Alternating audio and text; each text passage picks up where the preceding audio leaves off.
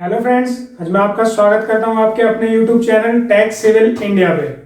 आज मैं आपको सॉइल एनालिसिस से रिलेटेड कुछ इंपॉर्टेंट टॉपिक्स के बारे में बताने वाला हूं, जो कि न्यूमेरिकल पॉइंट ऑफ व्यू से बहुत ही ज़्यादा इंपॉर्टेंट है। अगर आपको ये वीडियो पसंद आए तो चैनल को सब्सक्राइब जरूर कीजिएगा और वीडियो को बिल्कुल स्किप मत कीजिएगा, नहीं तो आपको एक भी पॉइंट समझ में नहीं आएगा। तो वीडियो को ज़्यादा से ज़्यादा शेयर करें और चैनल को सब्सक्राइब करें और वीडियो को ज़्यादा से ज़्यादा लाइक करें। चलिए चलते हैं टॉपिक की तरफ। आज का हमारा टॉपिक है important points related to soil analysis. आज के वीडियो में हम जानेंगे कुछ इंपॉर्टेंट फॉर्मूलेज सॉइल एनालिसिस से रिलेटेड, जिनकी मदद से हम अपने न्यूमेरिकल्स को इजीली सॉल्व कर सकते हैं और इससे रिलेटेड क्वेश्चंस हमारे कॉम्पिटिटिव एग्जाम्स में और यूनिवर्सिटी एग्जाम्स में पूछे जाते हैं, जो कि थ्योरेटिकल वेज में भी पूछे जाते हैं और न्यूमेरिकल वेज में भी पूछे जाते हैं। चलिए चलते हैं। हमारा फर्स्ट टॉपिक है वाटर कंटेंट। इसमें दिया हुआ water content is defined as the ratio weight of water with respect to weight of solid. यानी कि वेट ऑफ वाटर को अगर हम डिवाइड कर दें वेट ऑफ सॉलिड से तो हमारा वाटर कंटेंट निकल के आ जाता है। जैसे कि मैंने अपनी लास्ट वीडियो में भी आपको बताया था कि हम मेनली सॉइल को तीन कैटेगरीज में डिवाइड करते हैं। जो सॉइल और वाटर का रिलेशनशिप होता है उसको तीन कैटेगरी में डिवाइड करते हैं, पार्शियली सैचुरेटेड, सैचुरेटेड और ड्राई। तो उसमें मैंने बताया था आपको कि जो सॉइल होता है उसके अंदर कुछ एयर बॉल्स प्रेजेंट होते हैं, जिसके अंदर वाटर भी होता है और एयर भी प्रेजेंट होती है। और कुछ कंडीशन ऐसी होती है जिसमें सिर्फ वाटर प्रेजेंट होता है, ड्राई कंडीशन में सिर्फ एयर प्रेजेंट होती है। तो यहाँ पे दिया हुआ है कि वो जो सॉइल है उसके अंदर जो वाटर है, उस वेट ऑफ वाटर को अगर हम उस सॉइल के पार्टिकल्स के वेट से डिवाइड कर दें तो हमारा वाटर कंटेंट निकल के आ जाएगा। ठीक है फ्रेंड्स। अब इसमें एक चीज और दी हुई है कि fine grain soil has higher water content. ठीक है, it means it has no range. इसमें बेसिकली क्या दिया हुआ है कि जैसे मान लीजिए कि सी है, समुद्र है, उसके अंदर जो पानी है तो सॉरी उसके अंदर जो सॉइल है तो उसका वाटर कंटेंट तो एक तरीके से इंफिनिटी तक हो जाएगा, क्योंकि समुद्र में तो पानी की कोई लिमिट नहीं है। इसीलिए इसने बोला है कि वाटर कंटेंट इसकी जो रेंज है कोई रेंज ही नहीं है, नो रेंज है, बिल्कुल जीरो से बड़ा ही होगा हमेशा वाटर कंटेंट, या जीरो के बराबर भी हो सकता है, बट ऊपर की कोई रेंज नहीं है कि ऐसा बोल रहे कि सिर्फ 1 रहेगा या 2 रहेगा, ऐसा कुछ नहीं है। इंफिनिटी तक जाएगा, जीरो से लेके इंफिनिटी तक वाटर कंटेंट की रेंज है। नेक्स्ट है हमारा वॉइड रेशियो, जिसे हम स्मॉल से भी डिनोट करते हैं। इसका बताया हुआ है कि void ratio can be defined as the ratio volume of void with respect to the volume of solid. अब मान लीजिए सॉइल के अंदर जो वॉइड्स प्रेजेंट हैं उसको अगर हम जो वॉइड्स प्रेजेंट है उसके वॉल्यूम को, यानी कि वॉल्यूम ऑफ वॉइड्स को अगर हम उसी सॉइल के सॉलिड पार्टिकल के वॉल्यूम से डिवाइड कर दें तो हमारा वॉइड रेशियो निकल के आ जाएगा। ठीक है फ्रेंड्स। चलिए, इसमें एक चीज दी हुई है कि it means the value of void ratio always greater than 0। हमेशा 0 से ग्रेटर देन ही रहेगी वॉइड रेशियो की वैल्यू। उसमें एक आप करेक्शन कर लीजिएगा, यहाँ पे ये इक्वल्स टू जो बना हुआ है ये नहीं आएगा, बेस में सिर्फ ग्रेटर देन आएगा। ठीक है फ्रेंड्स। चलिए नेक्स्ट है हमारा पोरोसिटी। पोरोसिटी को हम स्मॉल n से डिनोट करते हैं। इसमें दिया हुआ है कि porosity refers to the amount of pores और open space between the soil particles. Soil particles जो होते हैं उनके बीच में जो स्पेस प्रेजेंट होता है, कितने अमाउंट में है, कितना ओपन स्पेस है, उसको हम पोरोसिटी, वही स्पेस हमारा पोरोसिटी को डिफाइन करता है। यानी clay soil has high porosity and sand the lowest. ठीक है। Porosity can be defined as the ratio volume of void with respect to the total volume. अब यहाँ पे जो है वॉल्यूम ऑफ वॉइड्स को अगर हम सॉइल के टोटल वॉल्यूम से डिवाइड कर देंगे तो हमारा पोरोसिटी निकल के आ जाए। ठीक है फ्रेंड्स। नेक्स्ट है हमारा डिग्री ऑफ सैचुरेशन। यहाँ पे दिया हुआ degree of saturation defined as the ratio volume of water with respect to the volume of void. ठीक है। वॉल्यूम ऑफ वाटर को अगर हम वॉल्यूम ऑफ वॉइड से डिवाइड कर दे तो हमारा सैचुरेशन निकल के आ जाएगा। अब यहाँ पे हमने वॉल्यूम ऑफ वॉइड्स को लिया है क्योंकि जो वाटर प्रेजेंट होगा वो सिर्फ वॉइड्स में ही प्रेजेंट होगा, इसलिए बेस में हमने वॉल्यूम ऑफ वॉइड्स लिया हुआ, उससे हमारा सैचुरेशन यानी कि S की वैल्यू निकल के आ जाएगी। अब यहाँ पे 3 कंडीशंस बनती हैं, जैसे कि मैंने लास्ट वीडियो में बताया था, पार्शियली सैचुरेटेड, सैचुरेटेड और ड्राई। पार्शियली सैचुरेटेड में क्या होता है कि जो वॉइड्स प्रेजेंट होते हैं सॉइल्स में, उसमें दोनों चीज प्रेजेंट है, यानी कि एयर भी प्रेजेंट है और वाटर भी प्रेजेंट है। यानी कि जो वीवी है volume of void equals to volume of air plus volume of water है, तो हमारी जो एस की वैल्यू होगी वो 0 से 1 के बीच में होगी। ठीक है फ्रेंड्स, और अगर उस वॉइड्स में सिर्फ एयर प्रेजेंट है यानी कि ड्राई कंडीशन जो लिखी हमने ड्राई कंडीशन है, तो volume of voids equal to volume of air होगा, तो हमारी सैचुरेशन 0 हो जाएगी क्योंकि पानी तो है ही नहीं, इसलिए एस की वैल्यू 0 हो गई। तीसरी कंडीशन है हमारी वीवी यानी कि volume of voids equal to volume of water, ये हमारी सैचुरेटेड कंडीशन है, इसमें एयर प्रेजेंट नहीं है, तो यहाँ पे एस की वैल्यू हमारी 1 हो जाएगी। ठीक है फ्रेंड्स, चलिए नेक्स्ट क्या हमारा, नेक्स्ट हमारा ए एयर कंटेंट, जिसे हम स्मॉल ए बेस में सी से भी डिफाइन करते हैं, डिनोट करते हैं। Air content can be defined as the ratio volume of air with respect to the volume of void. Volume of air को अगर हम वॉल्यूम ऑफ वॉइड से डिवाइड कर दे तो हमारा एयर कंटेंट आ जाएगा।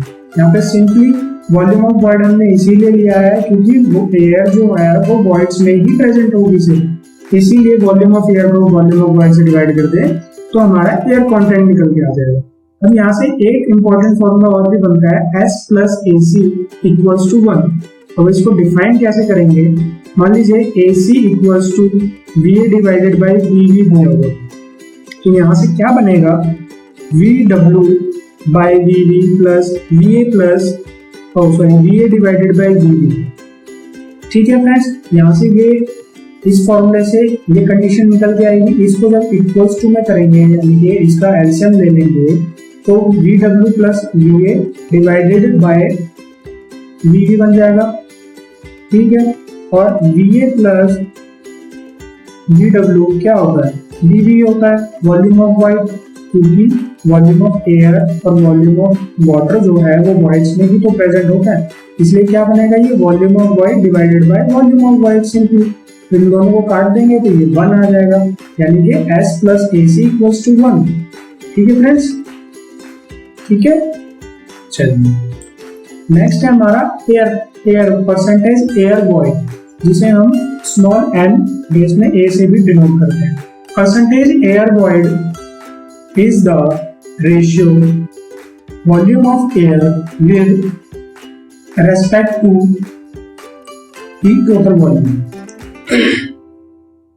यानी कि अगर हम वॉल्यूम ऑफ एयर को टोटल वॉल्यूम से डिवाइड कर दें तो हमारा परसेंटेज एयर वॉइड आ जाएगा, यानी कि जो टोटल वॉल्यूम है सॉइल का उसके अंदर कितनी परसेंट हमारे एयर वॉइड्स प्रेजेंट है, कितने परसेंट वॉइड्स में हमारे एयर प्रेजेंट है, वो निकल के आ जाएगी हमारी परसेंटेज एयर वॉइड।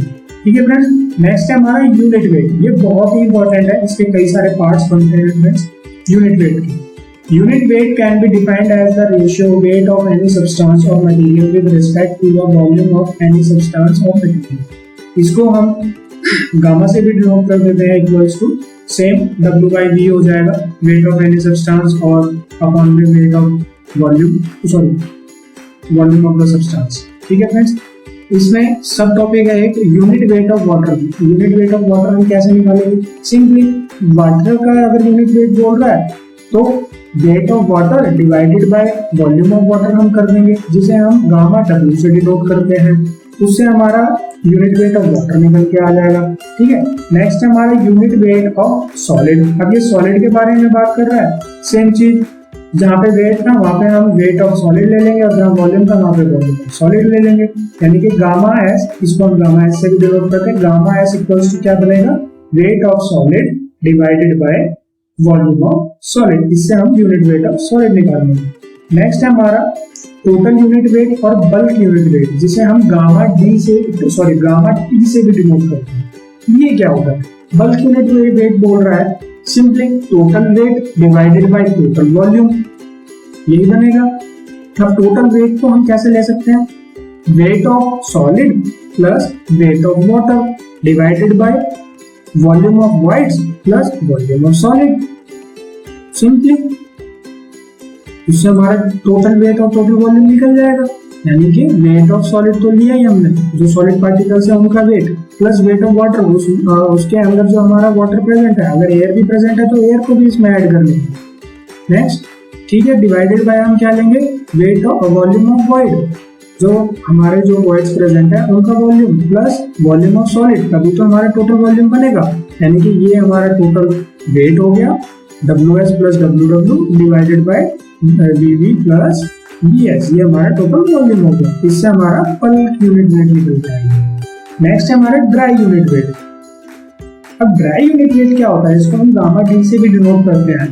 उसमें क्या होता है, dry unit weight of soil can be defined as the ratio weight of soil solid with respect to the volume of soil. Volume of soil, अगर हम वेट ऑफ सॉइल को divide कर दें volume of soil से तो हमारा gamma D निकल के आएगा। लेकिन इसमें कंडीशन है कि with no amount of water, यानी कि हमें कंडीशन लेनी होगी ड्राई कंडीशन जिसमें वॉइड्स के अंदर सिर्फ एयर प्रेजेंट होती है, वाटर नहीं होता है, वो वाली कंडीशन लेंगे तो हमारा ड्राई यूनिट वेट निकल के आ जाएगा इस फॉर्मूले से। चलिए नेक्स्ट है हमारा सैचुरेटेड यूनिट वेट। अब ये क्या, saturated unit weight of soil can be defined as the ratio weight of saturated soil with respect to the saturated volume of soil.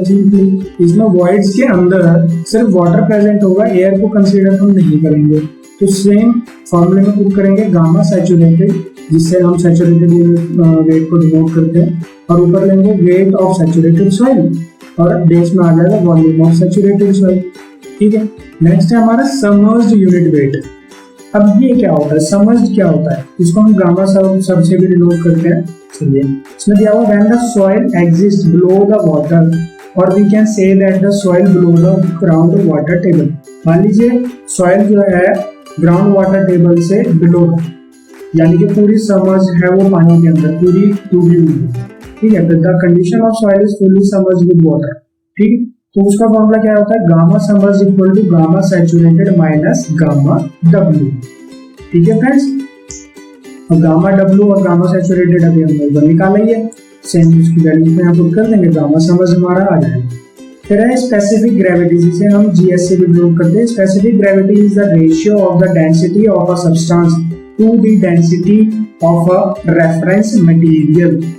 ठीक है फ्रेंड्स, एक रेफरेंस मटेरियल हम ले लेते हैं, उसकी डेंसिटी और डेंसिटी ऑफ सब्सटेंस को हम डेंसिटी ऑफ रेफरेंस मटेरियल से डिवाइड कर देंगे तो हमारा जीएस आ जाएगा। और यहाँ जो हमने लिया हुआ है, क्या लिया हुआ है, it can be defined as it is the ratio unit weight of solid with respect to the unit weight of water. यानी कि यहाँ हमारा डेंसिटी ऑफ रेफरेंस मटेरियल क्या होगा, gamma W, gamma S divided by gamma W. Gamma S क्या है, unit weight of solid. Unit weight of solid को अगर हम यूनिट वेट ऑफ वाटर से डिवाइड कर देंगे तो हमारा स्पेसिफिक ग्रेविटी निकल के आ जाएगी। नेक्स्ट है हमारा मास स्पेसिफिक ग्रेविटी, जिसे हम जीएम से भी डिनोट करते हैं। It can be defined as the ratio total unit weight of soil with respect to the unit weight of water, यानी कि बल्क यूनिट वेट एक तरीके से गामा टी को अगर हम डिवाइड कर दें यूनिट वेट ऑफ वाटर यानी कि गामा डब्ल्यू से, तो हमारा मास स्पेसिफिक ग्रेविटी निकल के आता है। अब इसकी भी दो कंडीशन और बनेगी, एक ड्राई सॉइल के लिए, एक सैचुरेटेड सॉइल के लिए। ड्राई सॉइल में क्या करेंगे, यहाँ गामा टी लिया हुआ था हमने, तो ड्राई वाली कंडीशन में क्या लेंगे, हम गामा डब्ल्यू ले लेंगे, ड्राई यूनिट वेट सॉइल का, जिसमें सिर्फ वॉइस में एयर प्रेजेंट होगी, उसका unit weight gamma D by gamma W. और सैचुरेटेड कंडीशन में क्या करेंगे, गामा सेट ले लेंगे, गामा सेट, जहाँ पे हमारा वॉइड्स के अंदर सिर्फ वाटर प्रेजेंट होता है, उसको डिवाइड कर देंगे गामा डब्ल्यू से, तो हमारी मास स्पेसिफिक ग्रेविटी आ जाएगी फॉर सैचुरेटेड सॉइल के लिए। ठीक है, नेक्स्ट है हमारा रिलेटिव डेंसिटी और डेंसिटी इंडेक्स, जिसे हम डीआर से डिनोट करते हैं। We can find out the value of relative density or density index of soil to find out how much dense of soil or how loose is the soil। इसकी value हम इसलिए निकालते हैं ताकि हमें ये पता लग सके कि हमारा जो सॉइल है वो कितना डेंस है या कितना लूज है। इसका फॉर्मूला होता है dr equals to E max minus E natural whole के डिवाइड में E max minus E minimum into में 100। यहाँ पे एक चीज लिखी हुई है नीचे कि dr अगर इंक्रीज करता है, यानी कि रिलेटिव डेंसिटी अगर ज्यादा है तो डेंसनेस ऑफ सॉइल, जो सॉइल की जो डेंसनेस होगी वो भी ज्यादा ही होगी। यहाँ पे ई मैक्स क्या है, हमारा maximum void ratio in loose condition, e minimum हमारा minimum void ratio in densest condition, e natural हमारा existing void ratio at natural condition. ये बहुत इंपॉर्टेंट है याद रखने के लिए, अगर न्यूमेरिकल आता है तो खुद पे क्या वैल्यू पुट करनी है उसके लिए। चलिए फ्रेंड्स, थैंक यू।